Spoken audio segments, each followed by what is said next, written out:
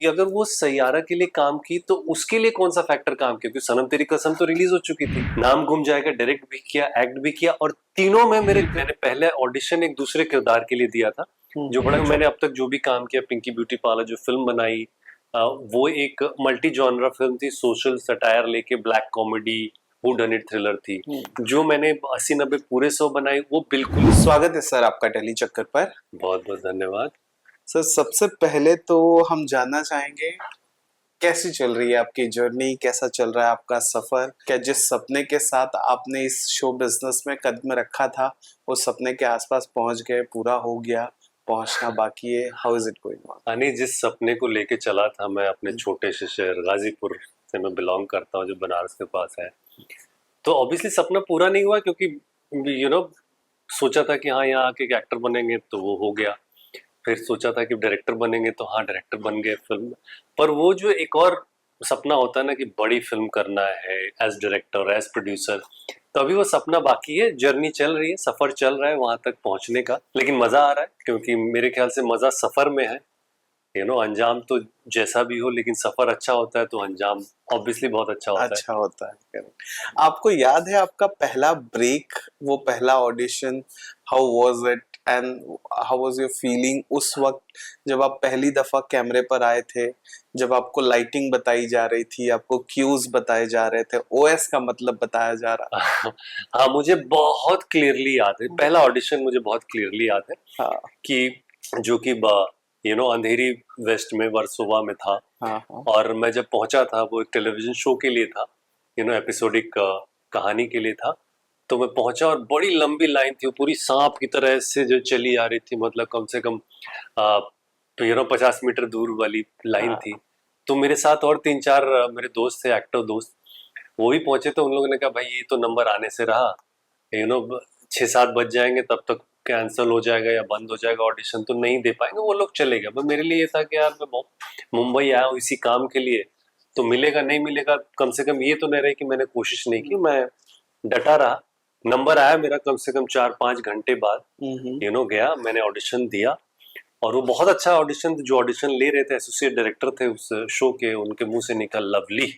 तो मैंने कहा अरे वाह, मतलब ऑलमोस्ट हो गया। फिर उन लोगों ने मुझे बिठाया थोड़ी देर के लिए, शॉर्टलिस्ट किया था। मेरे बगल में 2-3 लोग और बैठे थे जो मेरे सपोजिटली कंपटीशन थे, लेकिन फाइनली फिर मेरा सिलेक्शन हो गया। कौन सा शो था वो? ये आई थिंक आहट था, हाँ वो हॉरर आता था, हाँ हाँ। तो उसके लिए था, तो और उस स्टोरी का मैं लीड था। हाँ तो वो मेरा पहला ऑडिशन था, मुझे याद है, बहुत पसंद आया मेरे डायरेक्टर को, एसोसिएट डायरेक्टर को। और फाइनली मुझे ये लगा कि मैंने, क्योंकि गिव अप नहीं किया, अपने दोस्तों के साथ चला नहीं गया, तो मैंने वो मौका गवाया नहीं, मिल गया मुझे वो करने का। ओके। और जो स्टार प्लस पर जो आपका ब्रेक हुआ था जी पहला, जी कश्मीर, जी। है ना? तो वो उसका कुछ फेज याद है? क्योंकि वो तो फुल फ्लेज था, उसमें तो प्रॉपर शिफ्ट चल रही होंगी, और डेली वो आना, डेली उस तरह से ब्रीफिंग लेना, डेली का स्क्रिप्ट मिलना, कैसा कुछ था? एक्चुअली वो सही बताऊं तो वो आज के समय की वेब सीरीज थी, वो 26 एपिसोड की लिमिटेड सीरीज थी। हाँ और उसमें बड़े बड़े दिग्गज लोग थे, जो उसमें गुलपनाग लॉन्च हुई थी और मैं लॉन्च हुआ था उससे, क्योंकि वो मेरा बड़ा ब्रेक था। उससे पहले मैं वही छोटे मोटे आहट और ये सब चीजें मैं हाँ। कर रहा था, जो एपिसोडिक स्टोरीज थी। और उसमें मुझे याद है कि मैंने पहले ऑडिशन एक दूसरे किरदार के लिए दिया था, जो बड़ा चॉकलेटी बॉय और लवर बॉय वाला था। लेकिन मैं खुद अपने ऑडिशन से खुश नहीं था, क्योंकि मुझे तब तक पता चल गया था कि वो वहाँ एक और ऐसा एक रोल है जो एंटी हीरो रोल है, जो बहुत सिमिलर था। जो मिशन कश्मीर एक फिल्म आई थी ऋतिक रोशन की, तो वो ऋतिक रोशन वाला जो किरदार था उसके काफी सिमिलर था वो। तो मुझे पता चल गया था, लेकिन मैंने बोला यार मुझे उसके लिए ऑडिशन करने दो, तो मुझे बोला गया कि नहीं यार तुम बड़े चॉकलेटी बॉय हो और ये हो, क्योंकि मैं बिल्कुल क्लीन शेव था उस हाँ। समय, मेरी दाढ़ी मुझ भी कुछ खास नहीं आती थी, लेकिन और फिर आपका भी जॉ लाइन बहुत ज्यादा शार्प था। हाँ बिल्कुल, आप कह सकते हो। हाँ तो मैं कश्मीरी तो लगता था, लेकिन वो किरदार जब मुझे पता चला तो मुझे वो चाहिए था। तो मैंने 7-8 दिन तक शेव वो नहीं किया, या 10 दिन तक। हम्म। और फिर मैंने फोटोज क्लिक कराई उनको ये प्रूफ करने के लिए कि नहीं मैं वैसा रगेड लुक दे सकता हूँ, वैसा लग सकता हूँ। और वो पिक्चर्स लेके मैं वापस जो है कॉन्टिलो फिल्म्स पहुंच गया था, जो लोग प्रोड्यूस कर रहे थे वो शो, और मैंने वो पिक्चर्स दी और मैंने कहा मैं उसके लिए ऑडिशन करना चाहता हूँ। उन्होंने पिक्चर्स जो डायरेक्टर हैं उनको दिखाई, डायरेक्टर साहब तुरंत निकल के आए, उन्होंने कहा जी आप ऑडिशन करेंगे? मैंने बिल्कुल करूंगा। कह रहे मैंने आपका वो ऑडिशन देखा है, वो भी तो अच्छा ही था। मैंने कहा सर इसके लिए भी ट्राई कर लो। तो इस किरदार के लिए मैंने ट्राई किया और सिलेक्शन हो गया, एंड जो बहुत सराहा गया, जिसके लिए मतलब मैं क्या कहूँ, मेरे पास आज भी वो मोबाइल फोन रखा हुआ है, चलता नहीं है, लेकिन उसमें फारूक शेख साहब का मैसेज है। उस सीरीज में फारूक शेख साहब भी थे, दी फारूक शेख, हाँ। निर्मल पांडे थे, कुलभूषण खरबंदा थे, सुरेश ओबरॉय थे, विनीत सिंह थे, नीलिमा आजिम थी, स्मिता जयकर थी, और मैं और गुलपनाग नए लोग थे। तो आप समझ सकते हैं कितना स्पेशल रहा होगा मेरे पास। आज भी वो मोबाइल मेरे पास रखा हुआ है, नोकिया का है, चलता नहीं है, लेकिन मेरे लिए उसकी बहुत बहुत कीमती है वो, क्योंकि उसमें फारूक शेख साहब का मैसेज उन्होंने लिखा था, मैसेज दिया था कि you have done a great job in the series and I wish to see you on greater heights. तो और भी बहुत कुछ लिखा था उन्होंने जो मुझे अभी याद नहीं है। तो इसलिए वो मेरा बहुत अजीज है वो फोन, और वो शो मेरे लिए बहुत अजीज है। सो जिस वक्त आप फिटर्निटी पर आए थे, इस शो बिजनेस का हिस्सा बने थे, उस वक्त ऑडिशन इतना ज्यादा आसान नहीं था, और उस वक्त एक और चीज बड़ी तूल पर थी, वो है कास्टिंग काउच। और आपकी तस्वीरें ये बयां करती हैं कि आप बहुत ही ज्यादा चार्मिंग और अट्रैक्टिव पर्सनालिटी कैरी किया करते थे। ओके। कभी ऐसे किसी हादसा ही मैं कह सकता हूँ आपके पल्ले पड़ा है कास्टिंग काउच का? अब आई थिंक मेरी खुशकिस्मती है कि अब तक पढ़ा नहीं है, पर मुझे ऐसा लगता है अब व्हेन आई लुक बैक कि शायद एक बार मैं फंसते फंसते रह गया था, क्योंकि मुझे एक जगह बुलाया गया था मीटिंग के लिए, और फिर नाम मुझे याद नहीं आ रहा, वो शख्स थे, उन्होंने कहा कि यार रात को आओ, अभी दिन में मैं बिजी हूँ दूसरे काम में, प्रोडक्शन ये वो, और उन्होंने अपने घर पे बुलाया था मुझे। यू नो पर पता नहीं क्यों मुझे डर लग गया कि पता नहीं क्या होगा यार, मैं नहीं गया, क्योंकि हाँ ये सब चीजें मैंने सुनी थी, मुंबई आने से पहले भी सुनी थी, और ये भी पता था कि भाई उनके बारे में थोड़ी रेपुटेशन ऐसी थी कि ऐसा होता है, या तो मैं गया ही नहीं। तो खैर आप कह सकते हैं कि वो मैं बस होते होते मेरे साथ कोई हादसा में बच गया। हम्म। अच्छा, कोई ऐसा प्रोजेक्ट जहां पर आपको एकदम से रिप्लेस कर दिया गया क्योंकि आप आउटसाइडर हो? अब तो आप बात कर सकते हो, क्योंकि देखिए वो सारे शोज या ऐसा कोई रोल जिसके लिए आपने बेइंतहा मेहनत की, आपने ऑडिशन दिया और आपको लगा क्रैक कर लिए हो, लेकिन एक बड़ा सा सिली सा रीजन देके मना कर दिया कि नहीं यार, आपकी हाइट बहुत ज्यादा बड़ी है इसके लिए। ये तो नहीं, खैर ये कोई रीजन नहीं था, बट एक रोल जरूर था जो मैं खुल के बोल सकता हूँ। फिल्म थी हाँ। तेरे बिन लादेन। ओके। मैं गया, मैं ऑडिशन दिया, मैंने वो किया, ऑडिशन बहुत पसंद आया। हाँ। अब मैं आया घर, मुझे बताया गया कि मेरा सिलेक्शन हो गया। मैं नेक्स्ट डे जाके मैं डायरेक्टर से वापस मिला, उन्होंने कहा यू डूइंग इट, ये सब चीजें हुई। यू फाइनली फिर कोई कॉल नहीं आया 4-5 दिन तक। तो मैंने जो वहाँ पे एक असिस्टेंट डायरेक्टर थे जिनसे मेरी दोस्ती हो गई थी, मैंने उनको फोन किया कि भाई क्या हुआ, हाँ क्यों, मतलब सब कुछ फाइनल हो गया था, तो आई वाज वेटिंग कि एग्रीमेंट एग्रीमेंट साइन होगा। तो उन्होंने कहा नहीं, वो रोल कोई और कर रहा है, जो डायरेक्टर हैं वो जानते थे उन एक्टर को, वो पहले भी काम कर चुके हैं वो लोग। तो मैंने कहा यार अच्छा। तो वो रोल वो था जो फाइनली राहुल सिंह ने किया था उसमें, तेरे बिन लादेन में, तेरे जो बिना। मिमिक्री करते थे हाँ। कमलेशपुर, और राहुल सिंह ने बहुत अच्छा काम किया। You you know know? तो वो कुछ दिन तक मुझे बहुत दुख हुआ, लेकिन फाइनली अब देखिए किस्मत कह लीजिए जो कह लीजिए, फाइनली मैंने अभी जो अपनी एक वेब सीरीज बनाई है नाम गुम जाएगा, उसमें मैंने राहुल सिंह की कास्टिंग की है।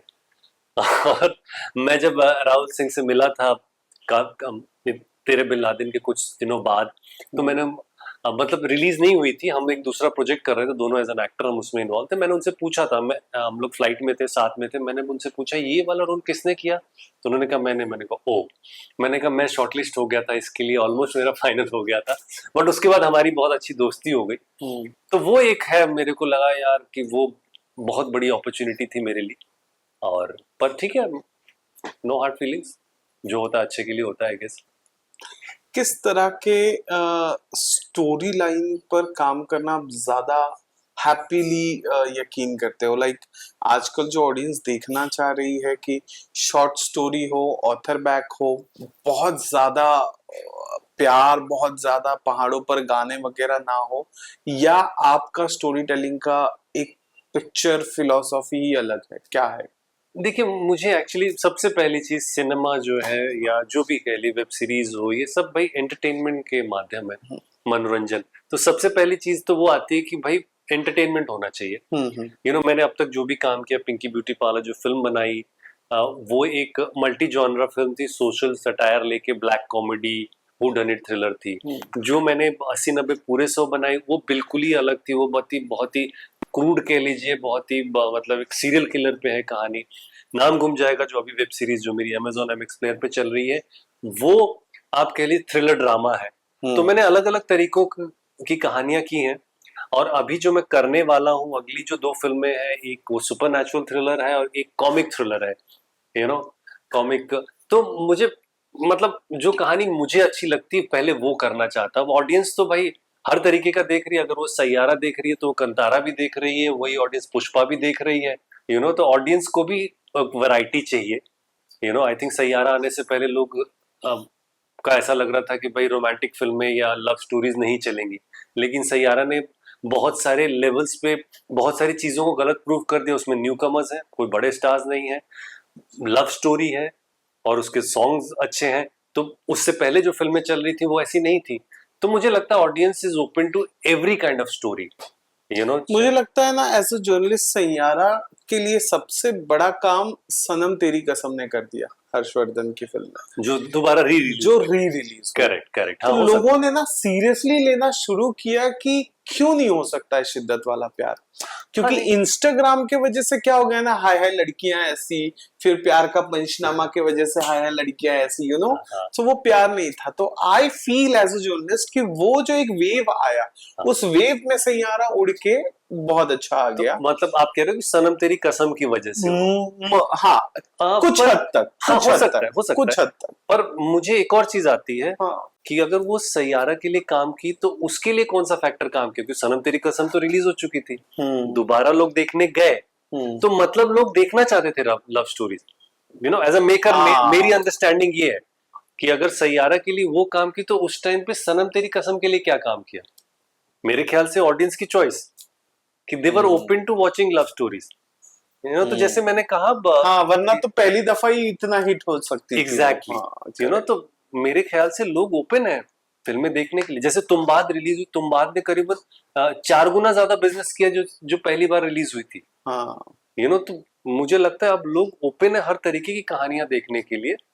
वेदर वो लव स्टोरी हो, जैसे आपने सनम तेरी कसम का एग्जांपल दिया, मैंने तुम्बाद का दिया, दोनों री रिलीजेस थी और दोनों जॉनर वाइज बहुत डिफरेंट है, लेकिन दोनों को लोगों ने जाके देखा है, सराहा है, उनको अच्छी लगी है। करेक्ट। तो जैसा मुझे लगता है ऑडियंस हर तरीके का। चलिए, आखिरी सवाल जो मैं पूछूंगा सर, व्हाट यू एंजॉय ज्यादा, कैमरे के आगे या पीछे? ये मेरे से बहुत पूछा जाता है और ये बड़ा डिफिकल्ट सा इसका मेरे लिए हो जाता है, लेकिन मेरे लिए आसान भी है। एक्चुअली मुझे ना सब कुछ करने में मजा आता है। जब मैं लिख रहा होता हूँ तो मैं पूरा राइटर हूँ उस टाइम पे, स्किज़ोफ्रेनिक हो जाता हूँ मैं, कि मतलब खुद ही सारे किरदार दिमाग से निकल रहे होते हैं और मैं अकेले लिखना चाहता हूँ, लिखना पसंद करता हूँ। कहीं आसपास कोई हो ना, क्योंकि कोई देखेगा तो कहेगा पागल आदमी है, क्योंकि हर कैरेक्टर को एक तरीके से इनेक्ट करता रहता हूँ जब मैं लिख रहा होता हूँ। तो तो वो प्रोसेस मुझे बहुत मजा आता है। जब मैं डायरेक्ट कर रहा होता हूँ या जब मैं एक्ट कर रहा होता हूँ, दोनों कैमरे के आगे या पीछे, तो मैं उतना ही पैशनेटली इन्वॉल्व होता हूँ। और आई थिंक ऊपर वाले की कृपा है, I feel I am blessed कि मैं मतलब वो इतने आसानी से मैं रोल स्विच कर लेता हूँ। ब्लेसिंग ही कहूंगा, क्योंकि कोई प्रोसेस ऐसा नहीं है कि मैंने कहीं ट्रेनिंग ली हो इस चीज की, क्योंकि कहीं इस चीज की ट्रेनिंग होती नहीं है। ये आप अपना प्रोसेस फाइंड कर लेते हो करते करते। जैसे मेरी फिल्म पिंकी ब्यूटी पार्लर जो मैंने डायरेक्ट भी की, उसमें एक्ट भी किया, 80-90 पूरे 100 डायरेक्ट भी किया, एक्ट भी किया। नाम गुम जाएगा डायरेक्ट भी किया, एक्ट भी किया, और तीनों में मेरे किरदार बहुत अलग है। एक में फिल्म में बहुत भोंदू सा कैरेक्टर, सीधा साधा सा, एक में बहुत शातिर जर्नलिस्ट है 80-90, और नाम गुम जाएगा में कम्स आउट एज कि यार ये टेररिस्ट हो सकता है, but it doesn't come out, वो टेररिस्ट है नहीं, वो कुछ और सस्पेंस है उसका। तो अलग अलग किए हैं मैंने, पर हर रोल में आई थिंक क्योंकि मैं राइटिंग लेवल से इन्वॉल्व रहता हूं, तो मेरे लिए एक्टिंग बड़ी थोड़ी इजी हो जाती है जब मैं कैमरे के आगे आता हूँ ना, क्योंकि क्या होगा, किरदार मेरे रगों में घुस चुका होता है वो वाला। इनफैक्ट सारे घुस चुके होते हैं, पर जो मैं किरदार खुद कर रहा हूँ तो उसमें थोड़ा और एफर्ट लग रहा होता है तब तक, तो मैं इजीली स्विच कर लेता क्योंकि हूँ। उस किरदार को आपने ही बनाया है ना, जी जी जी वो आपका बेबी है वो। जी।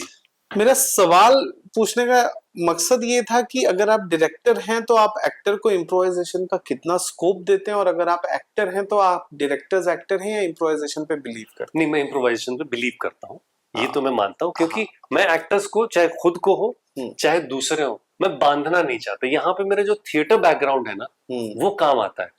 क्योंकि मैंने जब फिल्म भी बनाई थी तो मैंने सबसे पहले एक्टर्स को जो ट्रेनिंग, जो हमने वर्कशॉप की थी या जो किया था, सबसे पहले मैंने कहा कि सबसे पहले फॉरगेट अबाउट द कैमरा, कि कैमरा कहाँ है। मैंने कहा that is none of your business. जो भी एक्टर्स थे, मैंने कहा आप बस किरदार करो, believe me and trust me कि I make the best of it. आपसे मैं सबसे अच्छा निकालने की कोशिश करूंगा, और आखिरी में जो एंड प्रोडक्ट होगा अच्छा ही होगा। ट्रस्ट किया उन लोगों ने, यू नो।